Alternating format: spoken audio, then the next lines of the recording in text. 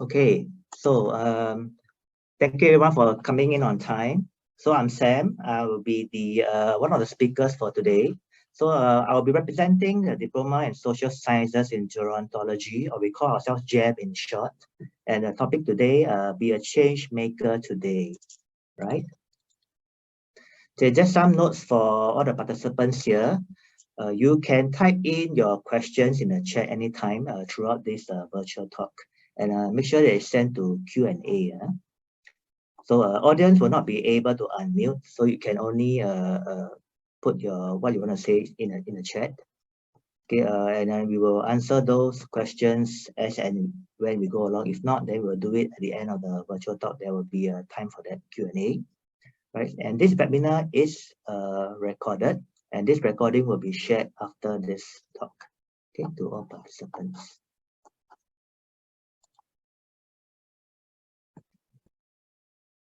All right, so there will be 3 speakers today, and first, yes, as I introduced myself, so I'm a manager from this Diploma in Social Sciences in Gerontology. And later on, after my sharing of the diploma, I will hand over to Miss Ying. She's our alumni, so she went through the course, and now she is working in the sector, division lead from Silver Generation Office, AIC, right? And after that, we will invite Miss Julie, who's a talent acquisition manager from St. Luke's Elder Care, one of our industry partner. Right, so today's session is this 3 to 4 p.m. All right, just to also share that there are other talks available over the today and tomorrow. So the next one will be from my colleague from early childhood at 5 p.m. And for tomorrow, there will be a talk from our psychology diploma at 11, followed by the PFP Polytechnic Foundation program at 3. And we'll end off with a TP Fund and Industry Talks at 5 p.m. tomorrow. I will share this outline again towards the end of the talk so that you all can catch up on these timings. Right, so this is the structure that we'll be following. I will be introducing the diploma. We call ourselves GEM in short. I will share with you how in this diploma, how we can help to overcome the challenges faced in the Singapore aging landscape, right? After that, I will pass the time to Ying, who will be sharing her story, right? And we'll invite Miss Julie in a conversation with industry partner, and we end off with a Q&A. So as I said, you can post your questions and comments anytime you want. Okay, so let's start the sharing purpose. So good afternoon, everybody, parents and students or prospective students, right? So this is our diploma in social science and gerontology. T53 is our code. So usually when we start, we will say, what is gerontology? Right? If you talk about 5-10 years ago, when we say what's gerontology, many people will be scratching their head like, what is gerontology, right? So for those of you who are here to find out more, yes, this is a study of aging, basically. And as you know, aging cuts across all disciplines. So this involves various subfields in the area of psychology, sociology, physiology, culture, policies, and all this will be covered in our curriculum. So students will be learning about all these, how all these subfields are related to aging. And you may ask yourself, why study aging, right? Those who are following the current affairs will know that many countries, especially the developed nations, are aging. Singapore, especially so. So we will be classified as super age society in just a few more years. Yeah, and in terms of there is a lot of potential. They call it a silver industry market potential, because the aging, while there's a lot of people who are aging in Singapore, they are also, we call them the baby boomers. They are educated, they are tech savvy, they are financially independent, a lot of them. So they're willing to spend and enjoy life, right? And in this aspect, Singapore is ranked #1 among the Asia Pacific countries in terms of the silver industry market. There's a lot of I mean, this is for consumer marketing, right? They're willing to spend to enjoy life. And so these are the key growth areas that are related to aging: healthcare, infocom, medical technologies. And with these growth sectors, that comes with job opportunities as well in the healthcare, social services, and community care sectors. So why choose GEM? Right, so these are our so-called unique selling points. All right, so we are still the only diploma that specializes in the management of holistic management of aging. Right, we started in 2009, so 13 years already, right? 13 coming 14 years, and this is really in demand because Singapore, as I mentioned earlier, is rapidly aging. So there are really a lot of jobs available. We call this, even though it's aging, but it's a sunrise industry. Okay, and this is we work very closely with our industry partners. So throughout the semesters, there will be opportunities for students to interact with or get in touch with projects or practical modules that will interact with our industry partners throughout the whole 3 years. Actually, this year is a very exciting year for us because we are updating or we're revising our curriculum, right, with the emphasis on in-demand practical skills, especially in the area of income care and social work sectors. And by doing so, we will actually enhance students' versatility and also provide them with more career options. Just to highlight that in year 2 and 3, they do have a chance to select their elective clusters. So for students who are more keen in the nursing and therapy support skills, then they will be choosing the community-based nursing support in the year 2 and continue in year 3, community-based therapy support. Those who are interested in social work kind of skill set, then they will be selecting the basic gerontological counseling and working with family modules. Right. Then after the electives, the second half of year 3, they will go on to the student internship program, which at the moment is a 16 weeks program, whereby students will be working in various organizations.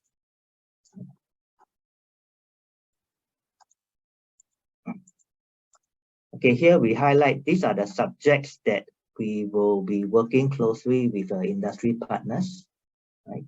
So year 1 is mainly the introductory modules, first more theoretical, and then year 2, year 3, that's where all the practical modules start to come in.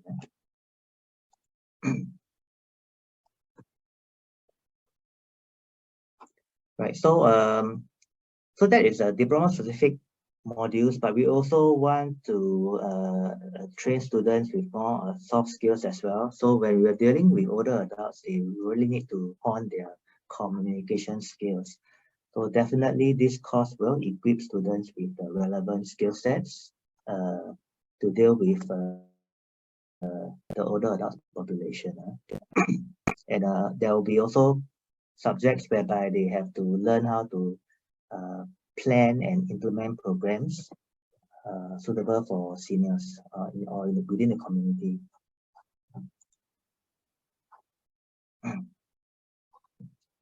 Okay, so as part of the TP and also HSS is the School of Humanities and Social Sciences.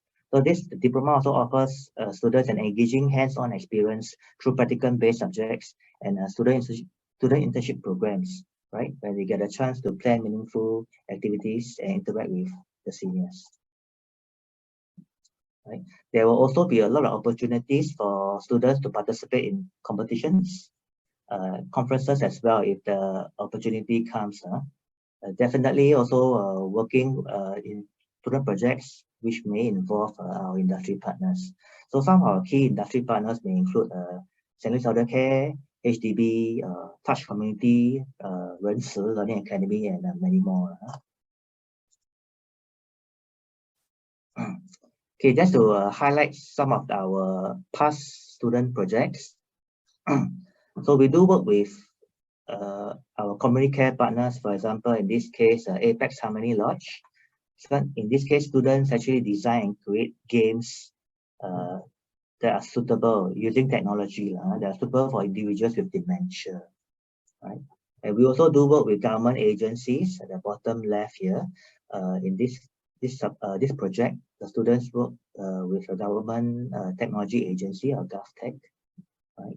To basically find out ways to help support active aging and also purposeful longevity for community dwelling seniors living in Queenstown, right? And the last one here is a 2-year project with an acute hospital, in this case, Changi General Hospital.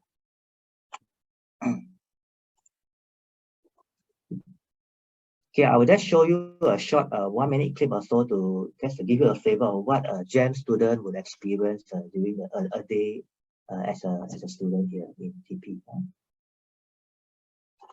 Let me just make sure that there is sound.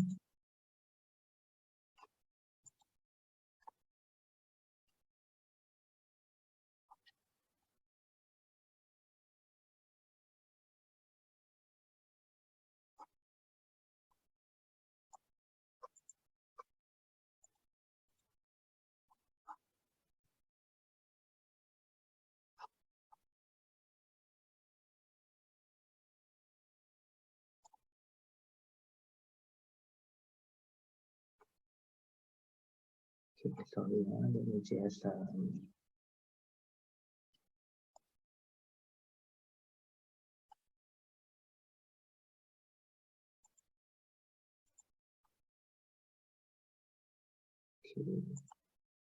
just share the sound. Okay, we should have a sound now. Hi, I'm Hasana from TP Social Sciences in Gerontology. We call ourselves GEM for short. Today, I'll be sharing with you what a day looks like in my life as a GEM student. Enjoy! Fun fact, we're the only diploma in Singapore that specializes in healthy aging.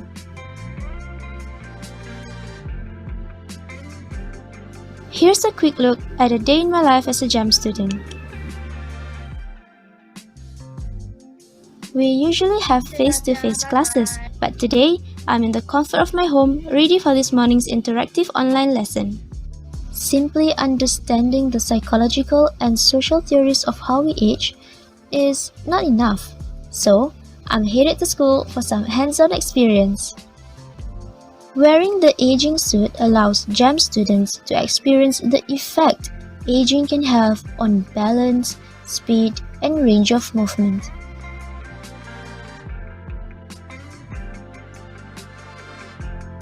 Time for a quick discussion with my project group before heading home. It's been a long day, but there's always time for some fun with the GEM interest group. I always feel at home with GEM and I can't wait to welcome you into the family. So what are you waiting for? Come join us now!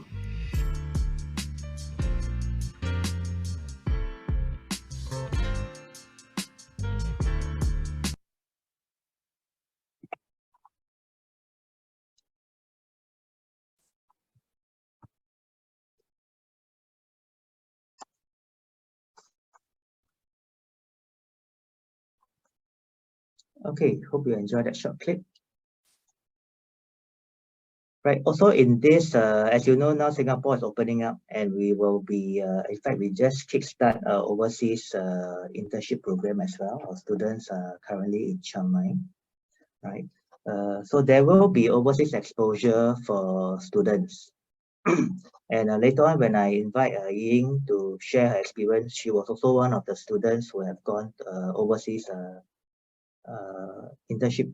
That was pre-COVID, right? She was fortunate enough to be there. So I leave it to her to give you more of a sharing, right?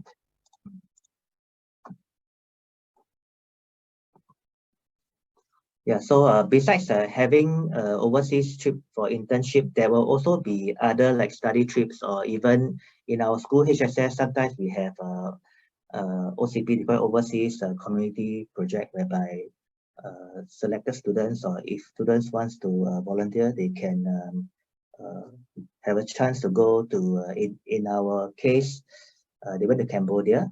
So it's in a rural village where they help to do renovation, to create classrooms for the students there in this village, right? And there are also other opportunities at the TP level. Also, there will be study trips available for students to sign up for.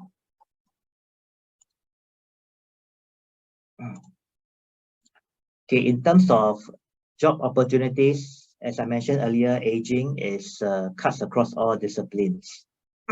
So some of our alumni, these are the typical careers that they have embarked on.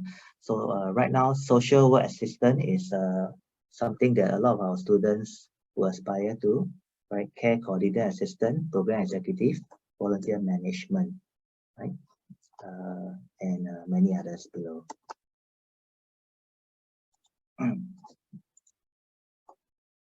So in terms of partners, so these are some of our key industry partners that we have worked with over the years, and it's basically a mix of healthcare, social service sector, right? Non-profit, profit, or private companies as well, right? And on our right here we have Swal, who is one of our GEM alumni. Okay, she has started a successful path for herself after graduation. So after GEM, she got a job basically as a social work assistant in Tan Tock Seng Hospital. And while she was there, she started a part-time degree in social work. Okay, and she basically represents a trend that we are seeing in a lot of our graduates. So a lot of people, a lot of our students, or when they graduate, they work first, and then if they think that this is an area that they want to stay on, and then they will commence part-time studies later. Okay, so in terms of further education, these are the typical degree programs that our GEM graduates would enroll in, as a social worker, in the area of psychology, physiotherapy or PT, occupation therapy, OT, also in the business areas. Okay, thank you for your time. So I'll just pass over to Ying, who is used to be from GEM, and to do her sharing. Thank you, Mr. Sam. Yeah, I'll just end the slideshow. Okay, can everyone see the slides? Yeah, okay, yeah, so my name is Ying. I'm an alumni from GEM. So I'll just be briefly sharing a little bit more about myself. So I graduated in May 2020. Then I started my first job in AIC in August 2020 thereafter. So I went to university briefly in October 2021.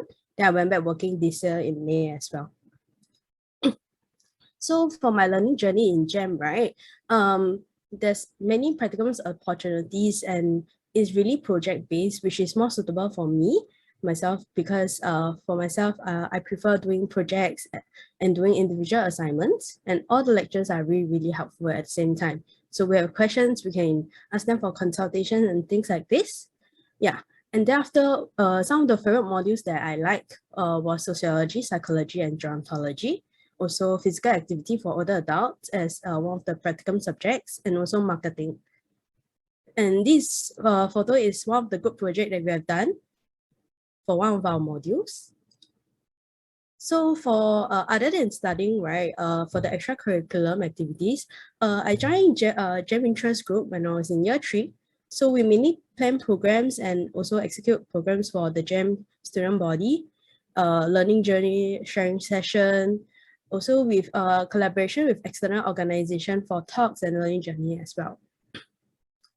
Also, from year 1 to year 3, I joined the freshman orientation camp as a leader. So we actually get to know the incoming freshmen from HS to HSS, and thereafter we actually will be split into different departments to actually organize the whole freshman orientation for the freshmen. Also, we learn to manage and run the programs, and it caters to students with different interests in program planning as well. So in year 2, I also joined the program coordinator, short form is called PICO. We also plan and manage events in HSS, and also attend the different events run by the different PICO groups. That we actually execute a HSS-wide event for the student body, for students who are interested. Actually, you can make friends from the different courses in HSS. So for the overseas trip, overseas exposure, I went to the overseas study trip in Batam. That was in year 2.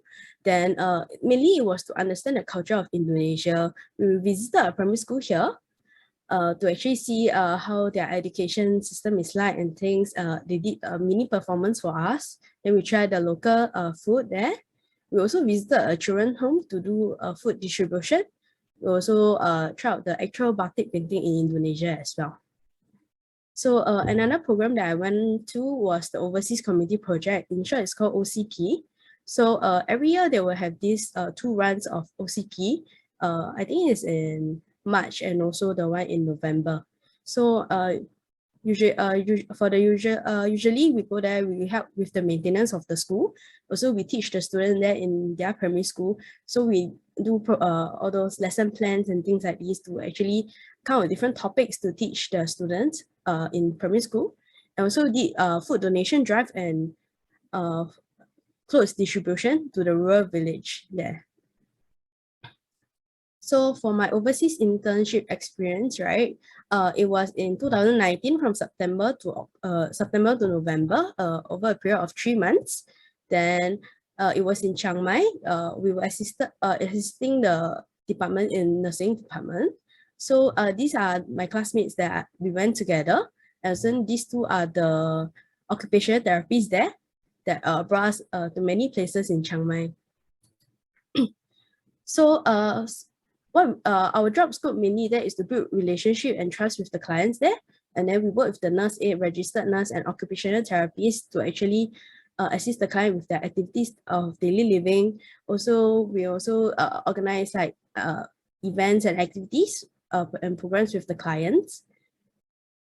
And mainly what I learned is that the cultural differences between the working culture in Singapore and in Chiang Mai is very different. And their pace of life is much slower as compared. And they really focus on the quality of life and the person-centered care at the center itself. So we will have to adapt to our patients' pace and also to assist them better in their daily life. And also the assisted living landscape in Chiang Mai. We actually get to visit different kind of assisted living facilities in Chiang Mai during at the end of our trip. So this photo shows like it's an activity that we organize with our clients, right, to actually let them do cupcake decoration. And this is one after one of the session that we did water therapy with our clients as well. And this is during one of the Thai Lantern Festival that we actually light a lantern in our retirement village. And this is the first event that we did at the retirement village. It's called Singapore Night, and we were preparing like curry chicken and laksa with like limited resources from the supermarket in Chiang Mai. Then we also get to experience the culture there, the Thai Lantern Festival. And our colleagues actually lent us the traditional costume there, and we get to try and take many photos with our clients and our colleagues there and made many memories there as well. We also visited a missionary home by a local, by a Singaporean who actually based in Chiang Mai, and she actually helped many of the young girls or children there to actually give them an opportunity to study and to have better lodging in the country. Also, we visited places of interest such as the temple here, then one of the famous attraction in Chiang Mai. Then we get to experience the culture there. We went for a day of Muay Thai class. And also when we were back, we did a presentation to our lecturers and our course manager as well. So for my current work, right, I'm a division lead in AIC under the Department of Civil Generation Office. So we mainly do outreach to seniors, then we do management, volunteer management.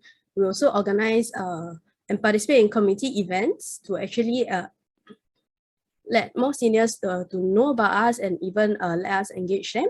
Also organize events and training activities for our volunteers. They're working with the different community partner and the different hospitals as well.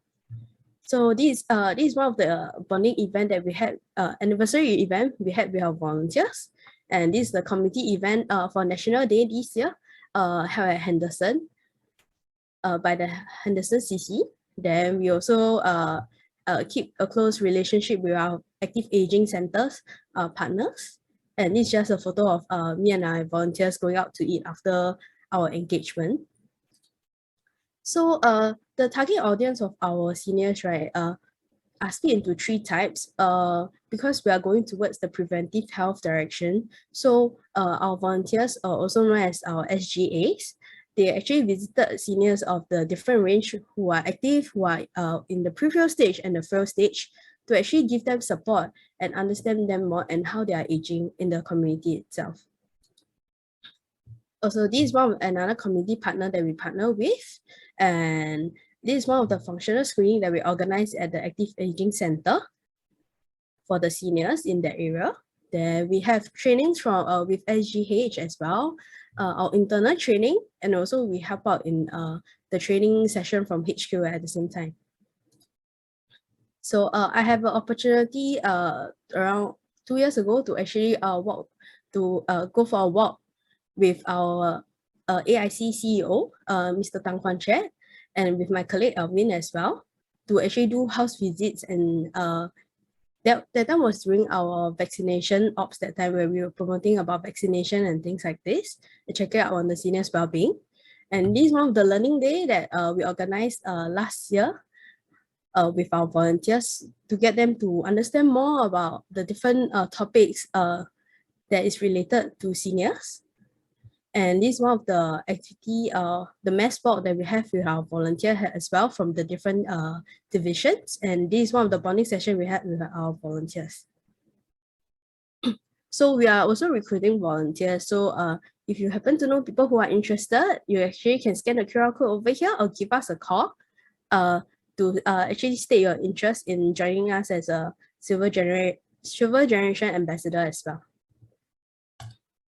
So what I've learned from the seniors I met throughout my work and school, right, is that every individual are unique in terms of their life trajectory, and the different choices that people make in life will impact how one age. And the experiences and stories told by the senior has shown how much hardship they have been through since they were young till now. Some are more well-to-do and some won't. Even though the seniors may come from different walks of life, each and every one of them deserves to be treated as a valuable member of the society, to live with dignity regardless of age and health status. So to allow every seniors to age comfortably and gracefully in their own homes, to be supported by the community care sector as well. That's all for my sharing. Thank you, Mr. Sen.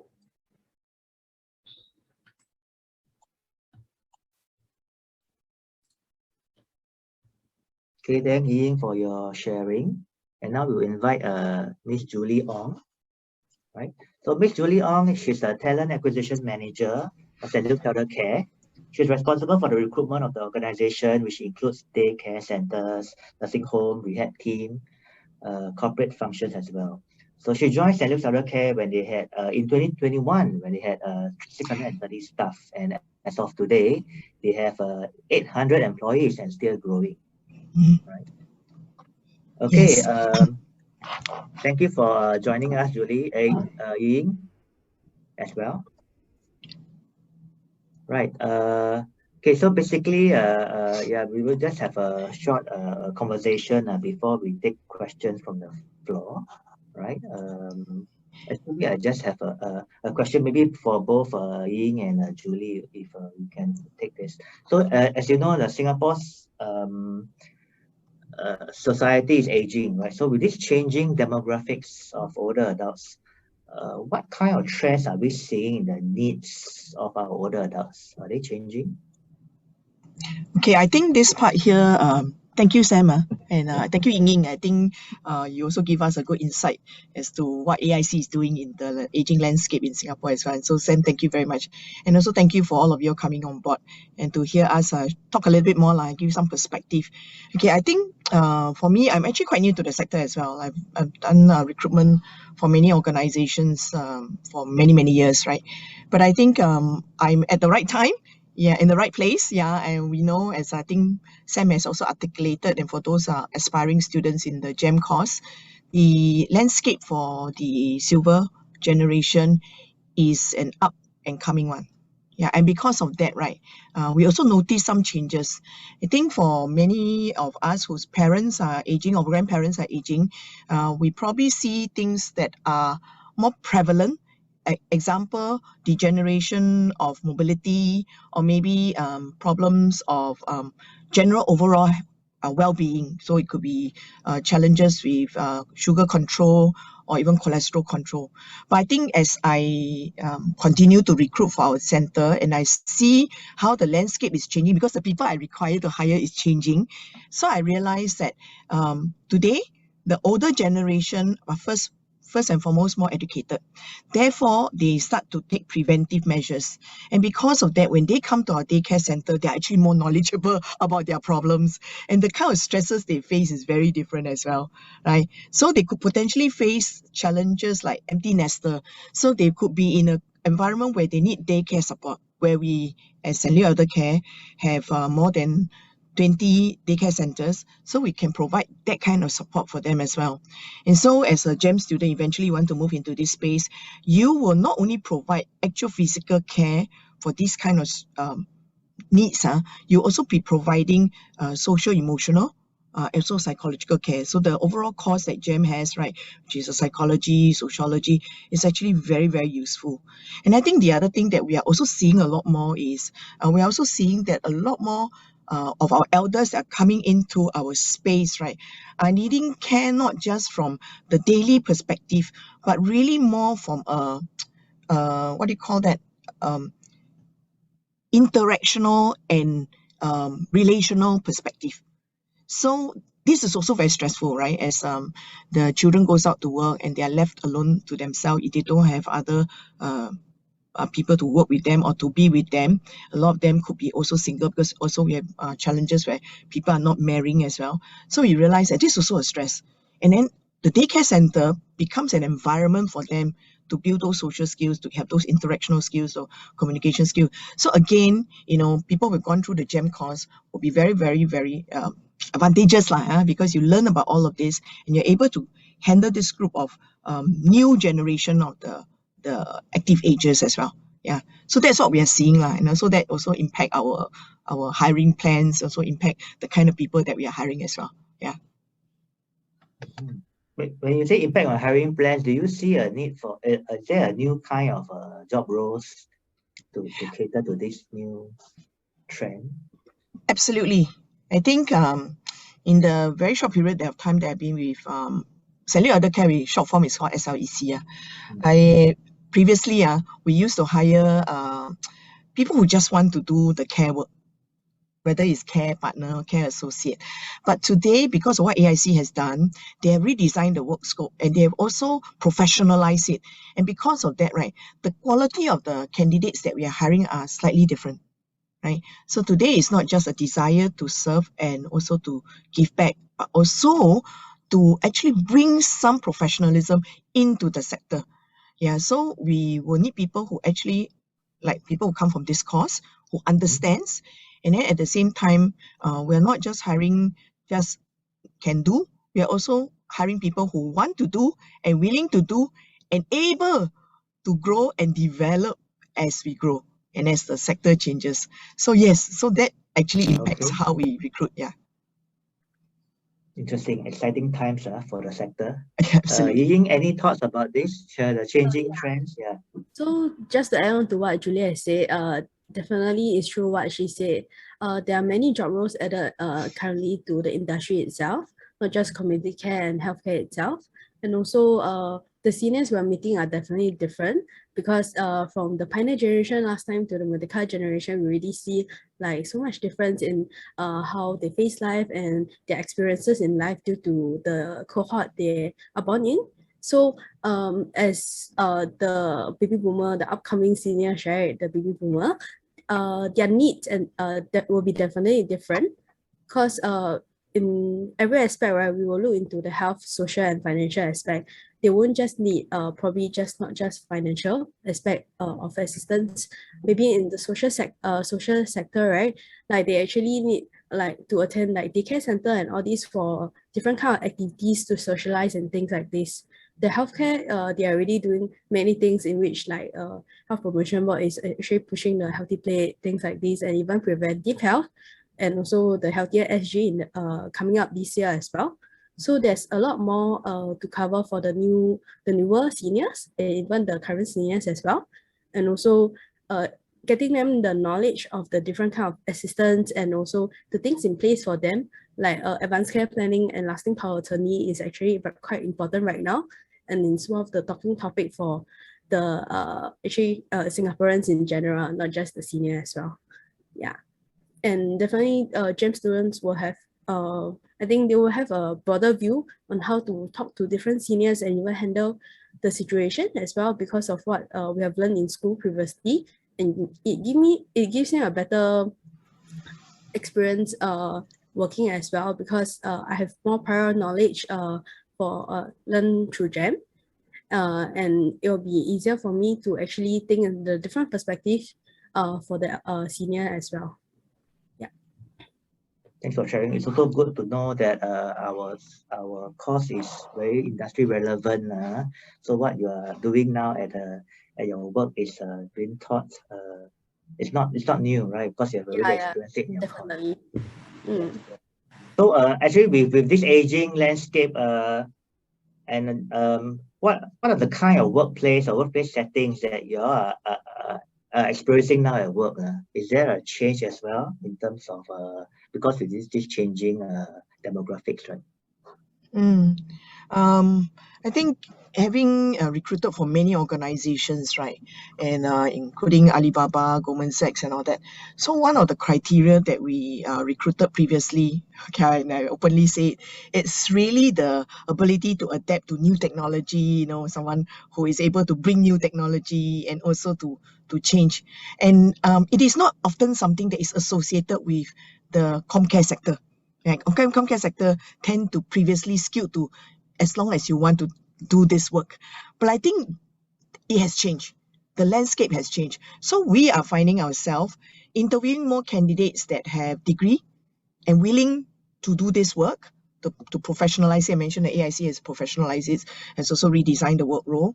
Then we are also hiring people who come in with new ideas. So we love young people to come in, bring in their own ideas, take what they have learned, whether it's in their overseas project or in their own community work environment, to come in and help us reinvent, rethink, and redo how we are taking care of our elders, because the elders are also different as well. So we also observe one thing, that there are a lot more mid-career switchers as well that are coming in. Yeah. So not only we want the mid-career switchers to come in, we want, most importantly right now, which we find is lacking, the younger generation, people like all of you, right? So those who are interested in pursuing this, we need fresh blood, if you call it. We need new ideas. We need people that are aligned with how the landscape is changing. We also probably require people that are a little bit more innovative and creative, right? Because we can do things the same way. And I think Ying mentioned the Merdeka, the pioneer generation, very different. We cannot negate them. We also want to receive them and keep them as well. But at the same time, we have to be prepared. We are prepared for new generation of elders that are educated, that are probably more knowledgeable and probably a bit more responsible. And they don't want to age and then just let go, but they want to age together with the community and in a very active way. And so the people that we want to bring to the table and the people that we are looking for needs to also understand that as well, and to be able to do it together with us. Yeah. Okay. Is it the same thing for Ying? Are you experiencing Yeah, definitely. because like what actually mentioned, technological advancement, right, is very, very common right now. Things are changing almost every day. So at work, right, we will have to adapt to different like new systems and things like this. Maybe for younger people, it will be more easily adaptable. Then whereas for some of my colleagues who are older, right, we actually take time to explain to each other, to help each other as well. And we are coming up with different like pilot projects as well to work with the different community partners such as like the Active Aging Center and also like even hospital to actually give the different type of seniors a different environment as well and opportunities in their golden years also. Yeah. And these are definitely like what we learn in school is actually quite important. And now I've seen like the modules, some of the curriculum have changed, right, as what Mr. Sam have shared. Actually, from what I see, I think it's actually more relevant to the current community care sector as compared to previous time as well. So I think the incoming students will actually have actually more, I would say, prior knowledge before going out to work, right? About how the community care sector is like and the healthcare sector is like in Singapore in the elder care industry as well. And it's a sunrise industry, so there's definitely a lot of opportunity and a lot of new job roles coming up. Yeah. Yeah, so in order to attract prospective students into this course, maybe it would be good to also share what will be the career progression like in this sector. Okay, so I think in this sector, I cannot speak for all because your course you can go to many places, but I think firstly for community care. So in St. Leo Elder Care, we provide solutions or services to 3 broad groups. So one group will be the daycare, so they come on a daily basis, Monday to Friday. And basically the roles that are available will be to provide daily care. So they can be community care associate. They can also be our care staff. They can also be center managers. So basically running the center as well, or the center community engagement executive, where they reach out to the community at the broader scale. Then we also provide solutions or services to our clients, mostly of course our elders, who need 24/7 care. Okay, so that currently is in our premise in Ang Mo Kio. We call it St. Leo Residence. Basically, it's a nursing home. So essentially, they come and we nurse them back to health. So they could have gone through a major surgery. Maybe they had a particular health situation that they do not have care in their home. So we provide the environment. And of course, because we are also a not-for-profit sector, right? A lot of you who want to do social work, because I think it was mentioned just now, one of the roles. So social workers, or we call them medical social workers, are very important to us because they are the one who work together with the regional health system to determine whom can we accept and actually enable them to stay with us or to come and use our services. Now, the third broad group are those elders who require rehabilitative care. Okay, so this is provided by our clinicians. So who are they? The occupational therapists. So I think this is also one of the courses you can think about if you want to pursue a tertiary education. So occupational therapists is usually for people who have suffered a stroke and are trying to regain back their motor skills. So we have occupational therapists, we have physiotherapists, we also have speech therapists. In fact, we are in the process of hiring a music therapist. So I think a lot of us are like, we have such things, but we do. But this is basically a holistic care that we provide to our elders. So that's a rehabilitative care. So in every aspect, right, there are opportunities for you, whether you want to pursue eventually more advanced tertiary education in a very specific area, even for nursing, if that's where the area that you're qualified for and that you are considered for, that's also possible. You know, you can also, if you're already in this course and you want to do something that is a little bit more back end, so you can look at, I think Ying mentioned volunteer management. We do have that as well, community relations. And then if you eventually decided that, no, I don't want to do any of this, I actually want to build and design programs, we have those as well. We're program executive. So you can take this course, have a good understanding of the sector, meaning you know who your clients are, and then eventually you take on a communication course or any other course that you choose to take that are of different interests, or even a business course. The sector itself, us, especially in St. Leo Elder Care, we welcome people like that. Reason because we want to invent and change together with the changing environment as well. And because of that, we need people with different skill set, different thinking, different qualification to come in and do this. Yeah. I hope that answered the question, Sam. Yeah, I think that's good. Actually, just to be a bit thick-skinned here, everybody can share what would be the like a range of starting salary for poly grads? Or maybe a range. Okay, I Of course, will when be. they graduate, it will be another few more years. But, Yeah. Okay, so I think that's also a concern. Right? Then everybody always tell me, wow, very expensive now in Singapore, you know. Okay, I think I'll be very honest with you. Right now, we are one of the most competitive, and in fact, almost for some roles, right, the highest paid sector community provider. We are one of the highest. Okay, that's one. I cannot tell you exactly what roles, but I can only tell you what are the guidelines I use. First, I use AIC guidelines. Okay, so AIC has a minimum criteria. So they will tell me, Julie, you want to hire this group of people, let's say community care associate. This is example, $2,000 starting pay. You cannot pay lesser than that. I follow. Yeah, I don't care whether you're fresh grad or not. This is the minimum pay I give you. Even you got masters and you want to do career switch, you got no experience, you also get same pay. I cannot do anything. Then, if let's say you're occupational therapist, okay, because you've gone for school, you've done this course, you've gone to decide, and there's a difference, okay, because the minimum pay required by AHP for occupational therapists is based on all fresh grad pay now at this point of time using the guideline that we use with AIC is 3,007. But that's very different. There is a very specialized clinical skill. So I give you two broad examples. Then there are the in-betweens. So as a HR practitioner, I'll look at a few things. First, I'll look at your course. Is it relevant? The role that you're applying for, is it relevant? Do you have what it takes to do the job? And can you do the job? Do you want to do the job? And eventually we will agree on what do you think is reasonable for the job in terms of the value of the job as well. Yeah. So I cannot give you scale. But you want to find out, you can go to WSG website, go and find salary order care. I put all my salary there. Okay, well, cheat. you say Go there and see. AIC, does AIC publish those guidelines?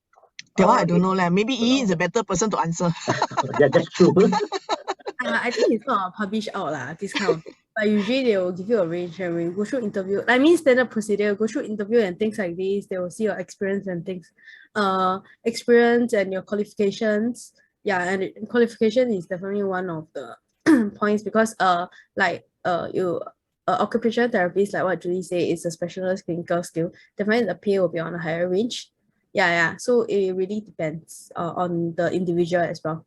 And what kind of industry that you came from and things like this. Yeah. Okay, so many factors to consider for the package. Also good to know that St. Luke's Elder Care is one of the better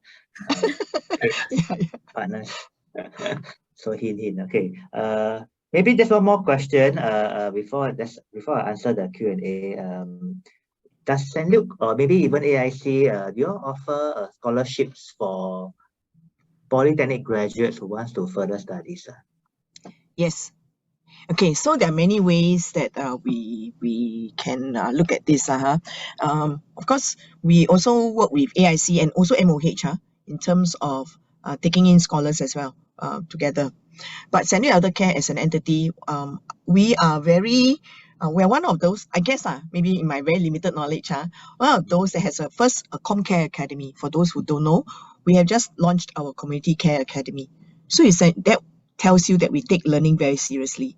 If we take learning very seriously, that means we also want to encourage people like yourself when you join us and then you want to pursue, let's say, an occupational therapy degree or a physiotherapy degree.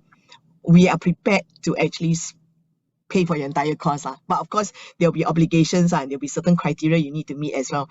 So we have many of our colleagues, they have done a master's in gerontology, and so they have got their basic diploma or degree, and then recently they have graduated from their masters in gerontology, and they were all paid for either by the company or we work together with AIC to sponsor the course. So it wouldn't, I would say, scholarship maybe some people think scholarship must score A and everything. So I think SLEC adopt a very pragmatic stance. We can look at scholarship. Of course, if you are top student distinction, you want to do scholarship, can pay for everything. But need to or not, if you stay at home, maybe not. Maybe I'm not looking at that, but you're looking at a job or maybe a salary as you study full time. That's a scholarship kind of criteria. Okay, so that kind of criteria also very different, the way we decide to give it to you. But there's also things called sponsorship, right? So basically, we give you time off, give you study leave, pay for your school fees, then we allow you to go and finish the course. And actually, that's a route of many of my staff and employees. Yeah. Now, if you haven't joined us and you want to explore that, yes, you can write into us and let us know, and then we will assess you based on our external criteria in terms of the scholarship as well. Yeah.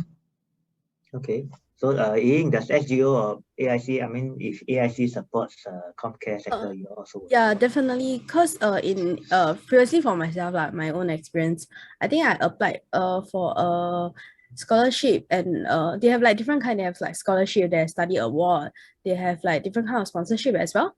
That actually can help give it to like the students who have interest in the community care sector, nursing sector as such. Even so even like if there are students who are interested in becoming a dietitian, nutritionist, occupational therapist, social worker, things like this, they actually have a lot of sponsorship.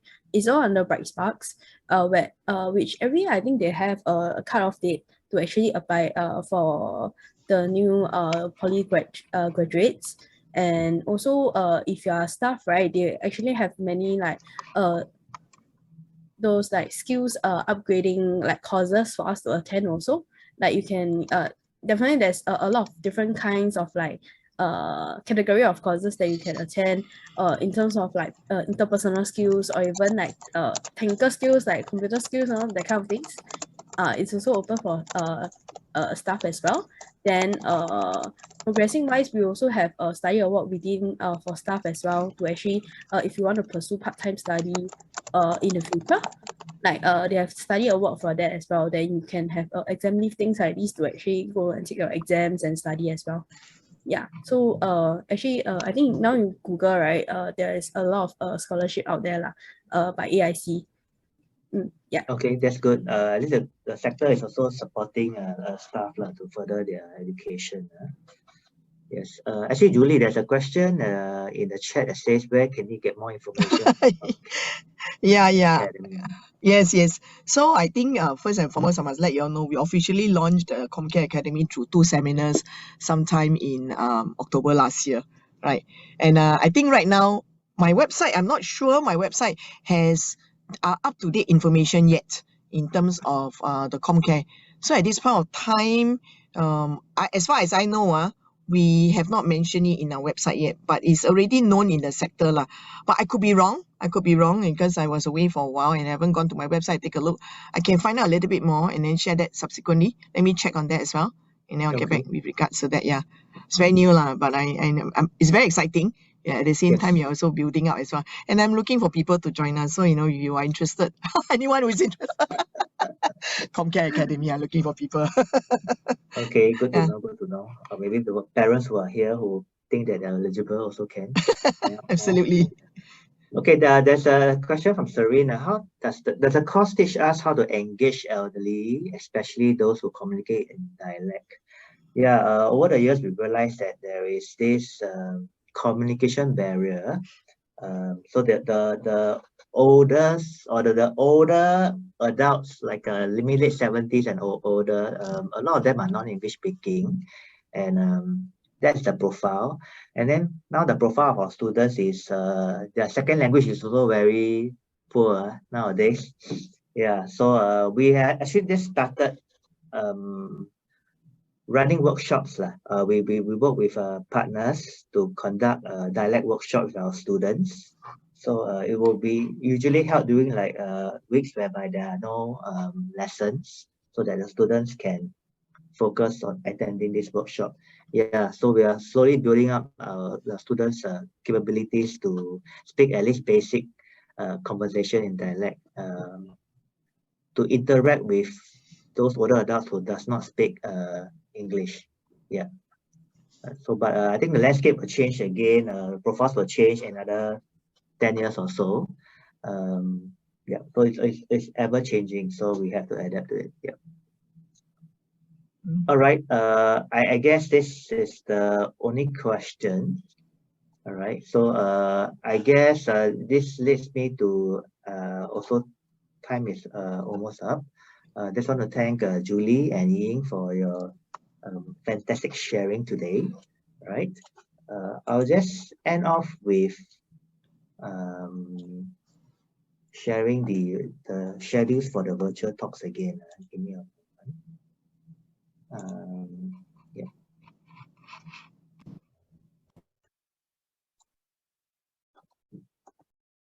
Okay. Yep. So for today, the next talk will be at 5. Early childhood colleagues will be there. Okay. And tomorrow's schedule is also there, and you can check out the QR code. All right. Thank you, everybody. Hope you have a nice afternoon and evening. Bye. Thank you, Sam. Bye-bye. Yeah. Thank you. Thank you so much. Bye.